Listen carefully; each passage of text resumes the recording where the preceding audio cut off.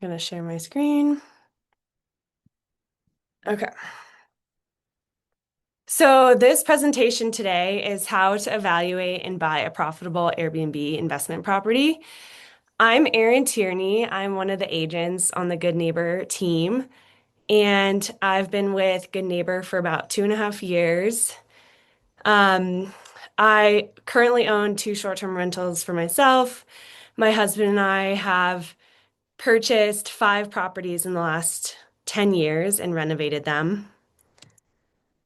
Oh, okay. Sorry. Uh-oh. Okay. So a little bit about me. Um, I'm a real estate investor myself. I'm an agent and a mom. She's my why. I have closed over $12 million in real estate in the last year. I help clients buy and sell all over Colorado. I know all of the good markets that you can have a successful short-term rental. And I analyze Airbnb deals every week, so I know what's a good deal and what's not a good deal. So here's a little bit about our story. Oh, okay. Okay. So can you guys see this? Okay. Something weird is happening with my screen. Here's a little bit about our story. So my husband and I, we've been married for 10 years. We purchased our first property in 2015 in Colorado. We sold our first two properties, and then we've kept our last three. So we've purchased five properties total in the last 10 years and kept the last three. And our goal is to ideally not have to sell from now on and just kind of collect properties as we go. But we've kind of done the house hack method. We started buying with 5% down as a primary residence. And then we would renovate the house. I was working for a power tool company at the time, TTI, which is Milwaukee, Rigid, and Ryobi. So I got free power tools, free training. We would DIY our projects, and then once they were done, we would move out. So the last three properties we turned into rentals when we moved out. So in 2020, we bought our Idaho Springs property, and that was a complete gut job. It took us almost a year and a half to completely finish. We turned that into a midterm rental when we moved out. But then in 2021, we bought our Wheat Ridge property, which is the property in the middle. It's a really cool mid-century home. Um, I knew that I wanted to turn it into a short-term rental at that time. And that's actually when I met the owner of our brokerage at a meetup, and she was like, "You got to get a Wheat Ridge short-term rental license in order to, like," she's like, "You got to snag one, even though it's not done with the renovation yet." So we snagged one, and then I'm so glad we did because then they sold out in that zone of Wheat Ridge of ours. Um, but we also renovated that property. Um, we had taken a HELOC out of or actually a second mortgage out of the Idaho Springs property to fund the renovation for the Wheat Ridge property.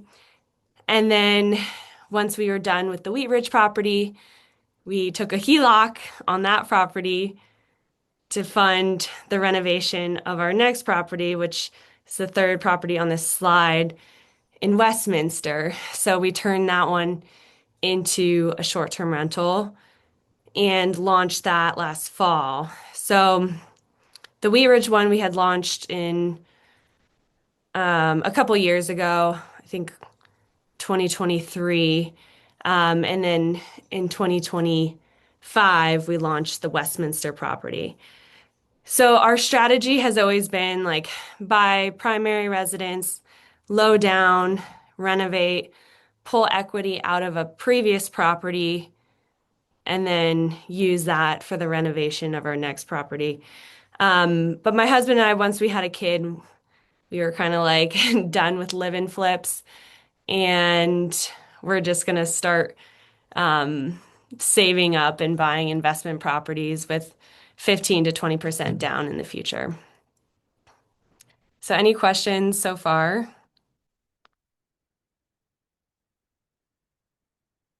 Okay, so why buy in 2026? So, right now we're kind of in a sweet spot. We have the most inventory that we've had in the last 13 years.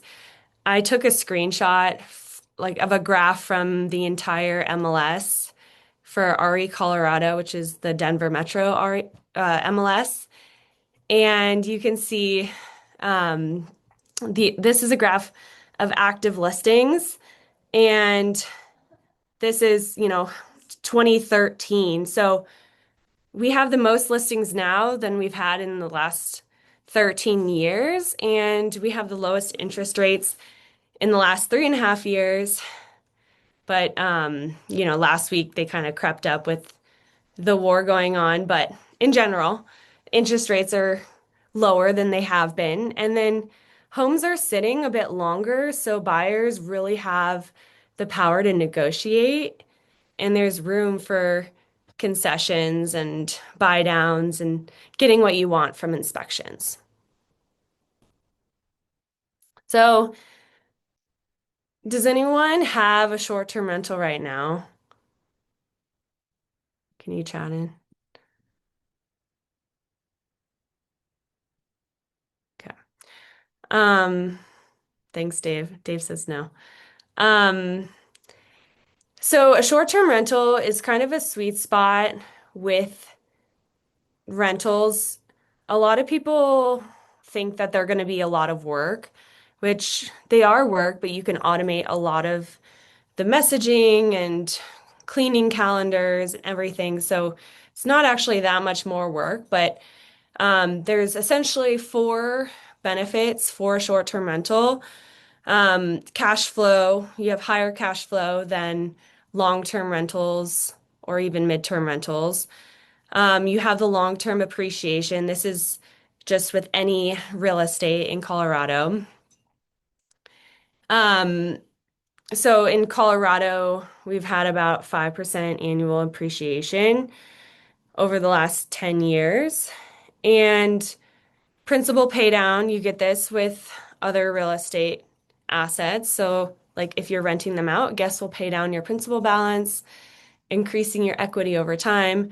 But my favorite thing about short-term rentals that's different than other types of rentals is that short-term rentals qualify for a tax saving that you can offset your normal active W-2 or 1099 income, whereas other rentals, you have to take that depreciation and offset your rental income. You can't offset your normal W-2 income. So this is like an extremely powerful strategy that a lot of my clients use. I have a lot of high income clients who come in, let's say they work in tech or um, they're a doctor, they have a lot of income, therefore a lot of taxes that they have to pay. And by having a short-term rental, you're able to take the bonus, take the depreciation of the asset and speed it up to year one, and then take that loss against your normal W-2 income. So my husband and I did this a couple years ago with the Wheat Ridge property. We got a check back for $37,000 at tax time because we had paid into our income tax. And we plan to do this again. We're going to buy another short-term rental this year, and not hopefully not pay any income tax. So this is my favorite strategy for short-term rentals. Okay. So Taylor has a question. Hey Aaron, when you pulled a HELOC to fund one of your purchases, were you able to cash flow enough off the new rental to pay back the loan on the investment along with the HELOC payment? I'm thinking about doing, I'm thinking about pulling a HELOC from equity on one of my long-term rentals, but nervous about the negative cash flow. So, yeah, that's a really good question, Taylor. So, we just kind of, so when we pulled the HELOCs on the properties and the second mortgages on the properties, um, we just took that new payment. So one of our payments is $500 a month. We took that new payment and essentially added it to, like, mentally added it to the mortgage of the property. So we just kind of count it as one of our expenses. So that's something you definitely have to look at. Make sure that you're still cash flowing, because having a HELOC or second mortgage will increase your payment and expenses. So that's a really good question. And um, for the first two, actually, for our Idaho Springs property and the Wheat Ridge property. So when we bought those, the interest rates were really low. So we have a 3% interest rate on the Idaho Springs property, about a 4% interest rate on the Wheat Ridge property. So normally, like, if you buy a property and the interest rate's higher at the time that you purchase, then after renovations, you can also do a cash out refinance and essentially refinance into a lower interest rate, pull your cash out. But that's why we did a HELOC, because we wanted, a small amount of funds to be on like a higher interest rate rather than refinancing our entire loan and getting a higher interest rate. Okay. Okay, so the main thing I'm going to talk about today are the four elements of a successful Airbnb. So there's a lot that goes into finding a good short-term rental, and it's not enough. We don't have enough time today to talk about everything that you need to look for. So this is basically the high level. So right market, right property, right numbers, and the right purchase strategy. So step one is the right market. So you have to make sure that wherever you're buying your short-term rental, the short-term rental is legal in that market. So, for example, in the city of Denver, it has to be your primary residence in order to have a short-term rental license. So you can't buy an investment property with the intent of short-term renting it if you live in Denver. So you have to really know your area and which areas are friendly towards investment property or short-term rentals.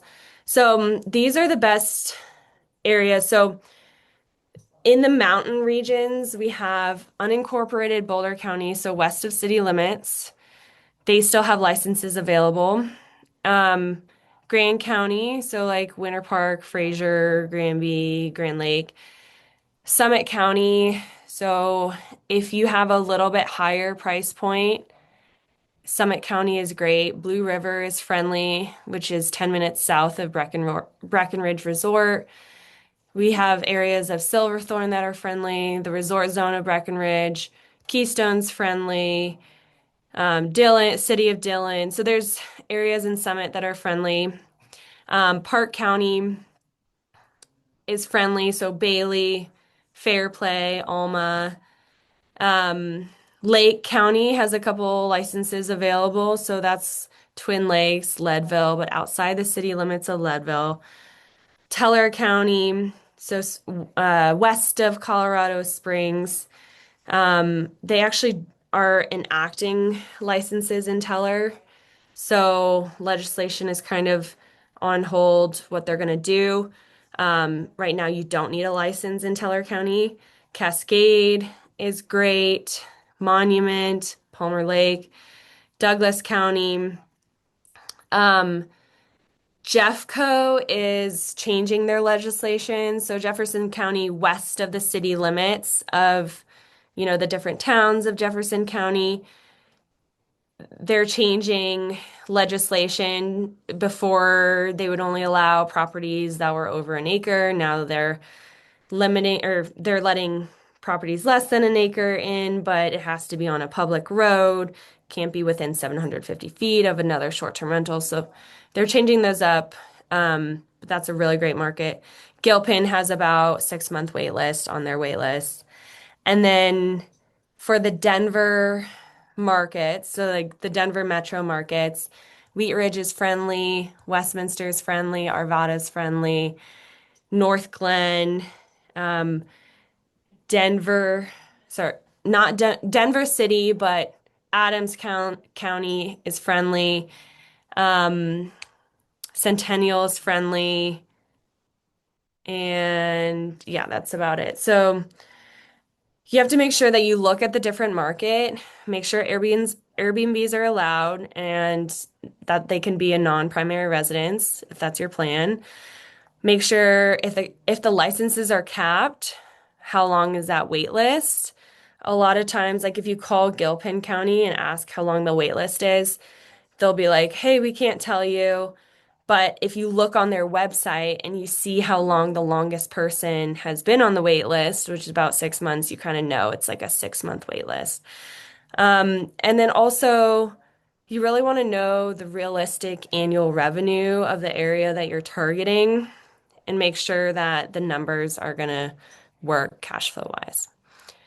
Okay, so Dave asks, did you guys do the renovations yourselves? So we did most of the renovations ourselves for the Idaho Springs property. We ripped out all the plaster walls, insulated it, put up new drywall. We hired out the electrical and plumbing and like the hard stuff, but we did pretty much everything else. For our next two properties, the Wheat Ridge house and then the Westminster house, we realized it was a better use of time and money to hire out the renovations. So we hired a contractors for both of those, the last two houses. And then Dave also asked, once you get a license, can they be revoked? Generally, you're usually grandfathered in if you get a license, and then they change the legislation. And a lot of times, if there's already legislation and they change legislation, they won't change it too drastically. And most of the time, you're grandfathered in if they do change it. So, like for example, Arapahoe County in the city of Denver, but Arapahoe County, they used to not, they used to allow short-term rentals. Now they're changing it up, making it primary residence only. But if you can prove that you have been running a short-term rental for more than, 6 months, then they'll let you be grandfathered in, even if it's not your primary. Okay, so someone asked, what is your plan for buying more properties now that you have kids and don't plan on living renovations? So I actually have um, one of my favorite lenders. Let's see. Um, is Joe on here? Yeah.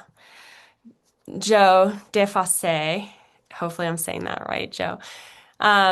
So Joe works for Liberty Credit Union and they have a really great 10% down loan product where if you buy outside of the area that you live in, so like any of these mountain regions in Colorado, you can qualify for a vacation rental loan or a second home loan. And as long as you qualify with your income, you can put as little as 10% down. So that's a really great hack to buy an investment property with little money down. So my husband and I, we're probably going to do that for our next property. We're actually going to buy a short-term rental in Arizona. So I grew up in Arizona and we want to be closer to my parents and my brother and his new baby. So um, that's kind of our next plan. Okay. Okay, so I like to use AirDNA to evaluate revenue potential of a short-term rental, but you can also use Rabu. So AirDNA you have to pay for the subscription, but Rabu is free and um, it's a great resource. So whenever you're looking at the comps in the market, let's say let's say you're looking at like you have a budget of 650,000 and you know that you can only afford a max 4 bedroom cabin in Teller County or El Paso County in the mountains for under 650. So you would look at your comps, and so you'd see like which four bedrooms, which three bedrooms, and like how many these houses are sleeping. So like this four bed only sleeps six, but is making $150,000 in revenue and 97% occupancy. This one's sleeping 10 and makes about 110,000 in revenue. So they'll probably always be like an outlier. And as long as you can pretty much copy everything they're doing. So AirDNA will have links to the AirDNA or the Airbnb link and the Verbo link, and you can see exactly what the house looks like, what the design looks like. And if you can replicate that, then and pretty much replicate all the amenities, if it has great views, if you have great views, if the house is cool, you could, it's safe to assume that you could probably hit this number, but if that's something that you're not able to replicate, I would just go down the list and kind of ignore the outlier and look at the other properties. So you can say, okay, well, this one's a 110, this one's 102, this one's 100. So like realistically, if I get a 3 to 4 bedroom house in this area that sleeps about 10 to 11 people, I can make 100 to 110,000 per year. So that's kind of how you can estimate the gross revenue numbers of a property. And this revenue number will include cleaning fees. So the performa that I use will back out the cleaning fees so you can see exactly how much cash flow you're making. Okay, so we have some questions here. Um, okay. So, can everyone see this Q&A section, or is it only...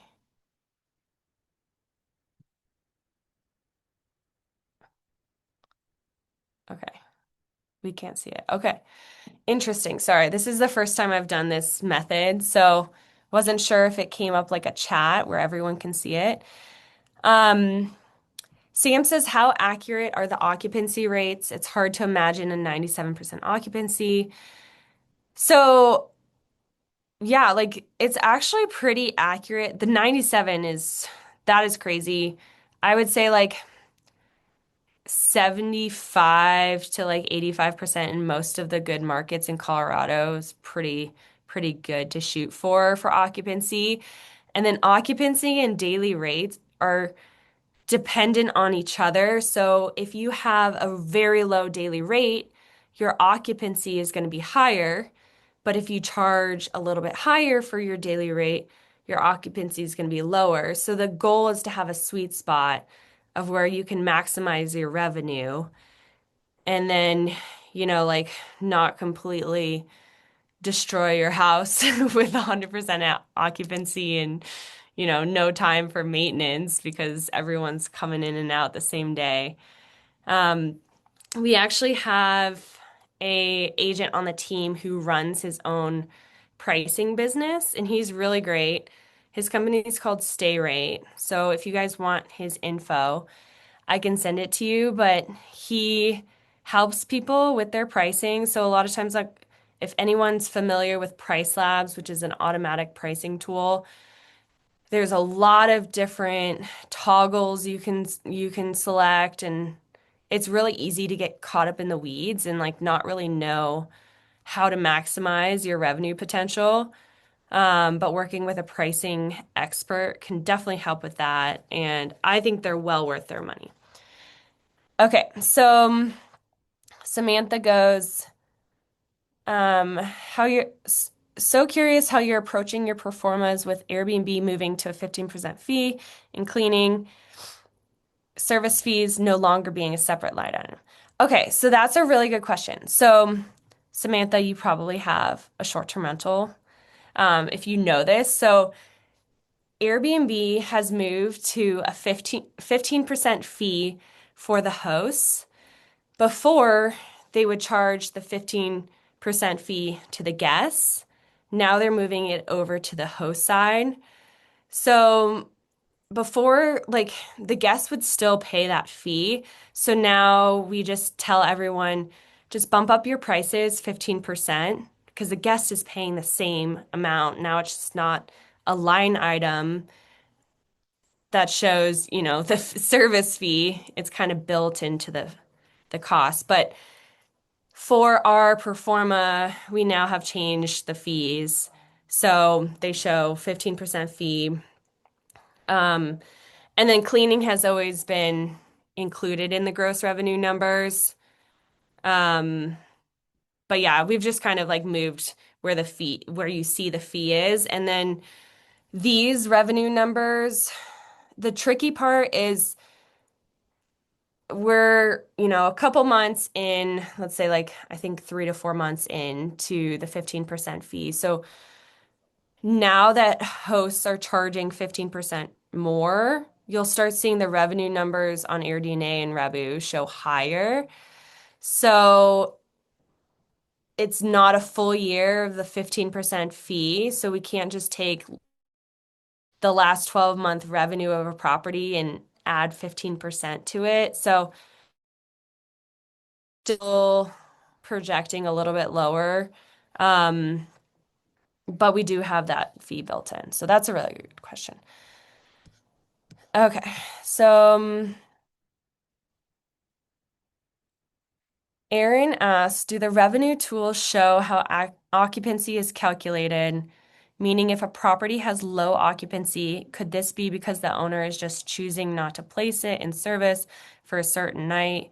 Like maybe they intentionally only rent it part-time.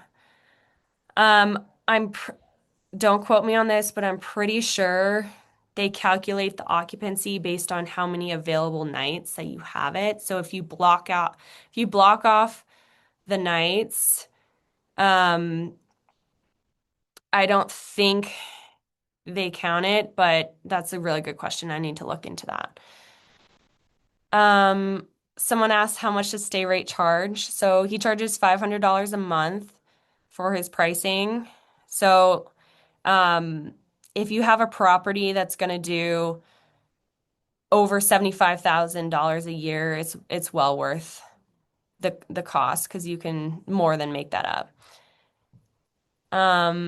Okay, sweet. So that's all the questions for now. So step two is find the right property.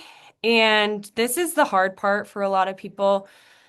Um, you basically have to get really clear on your why and what success looks like to you. And then also think about the cash flow, appreciation, personal use goals, and tax saving goals. So I have some clients who they live out of state. Let's say they live in Texas or California. They want to invest in Colorado. They mainly are looking at short-term rentals for the tax savings for their job. So that's their number one criteria. Um, and let's say they also want to use the property for themselves. Let's say they want a ski property. Um, so like some of those clients, maybe they don't care so much about cash flow because they care about using it for themselves and getting the tax savings and then also the appreciation being in such a great market. But then I have other clients who they care more about the cash flow at this point in their lives. They really need that extra $1,000 to $2,000 a month in cash flow to grow their portfolio, and maybe they want to quit their W-2 job. So everyone's goals are different. So you have to really get clear on what your goal is with the property and then make sure it hits those goals.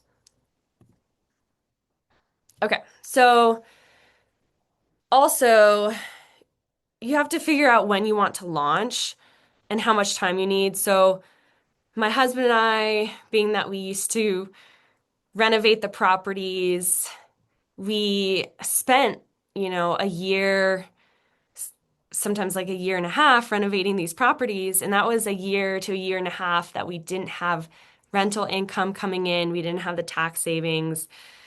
So you have to think about if you want those tax savings and the cash flow quicker, then you need to buy a turnkey property.